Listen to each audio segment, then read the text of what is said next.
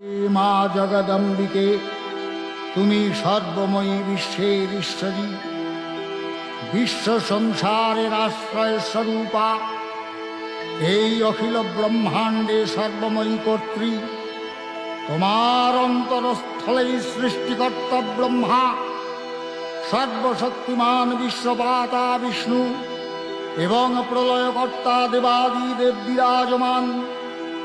তুমি দেবগণের আধার স্বরূপা, দেবতাদের ও পিতৃলোকের পরম তৃপ্তিদায়ক স্বাহা সধা হব্য ও কব্যরূপে প্রকাশমানা। হে মা কালী, হে মা বিশ্বজননী, তোমার শরণাগত ভক্তের প্রতি তোমার আশিস প্রতিনিয়ত ভক্ত মস্তকে যেন বর্ষিত হয়। শুধু এইটুকু প্রার্থনা, ওই রাঙা চরণ যুগলে মাতৃ